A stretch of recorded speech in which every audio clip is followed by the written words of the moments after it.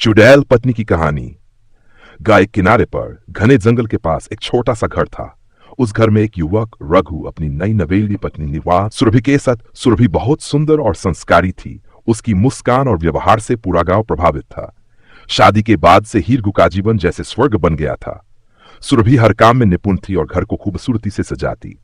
लेकिन एक बात अजीब थी, सुरभि कभी संभलने के बाद घर से बाहर नहीं निकलती थी और नहीं किसी को घर आने दी थी। रघु ने इस पर ज्यादा ध्यान नहीं दिया क्योंकि वह अपनी पत्नी से बहुत प्रेम करता। एक रात रघु को किसी जरूरी काम से घर लौटने में देर हो गई। जब वह घर पहुंचा तो दरवाजे के पास से अजीब सी आवाजें सुनाई दी। उसने चुपचाप झरोखे से अंदर झांका। उसकी आंखें फटी की फटी रह गई। सुरभि अपने लंबे बालों को खोलकर अजीब सी धुन पर नाच रही थी।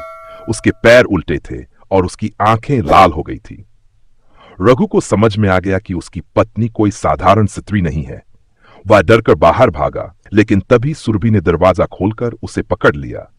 उसने कहा, डरने की जरूरत नहीं है, मैं तुम्हें कोई नुकसान नहीं पहुंचाऊंगी। मैं एक चुड़ैल हूं, लेकिन मैंने तुम्हारे प्यार में अपनी शक्तियां त्याग दी हैं। रघु को विश्वास नहीं हुआ। उसने अपने गांव के पुजारी से सलाह ली।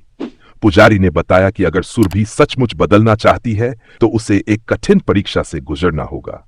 सुरभि ने वह परीक्षा पास कर ली और अपनी चुड़ैल की शक्तियों को हमेशा के लिए छोड़ दिया। गांव वालों ने उसे अपनाया और रघु के साथ वह खुशी खुशी रहने लगी। यह कहानी इस बात का प्रमाण है कि सच्चा प्रेम हर बाधा को पार कर सकता है, चाहे वह कितनी भी डरावनी क्यों न हो।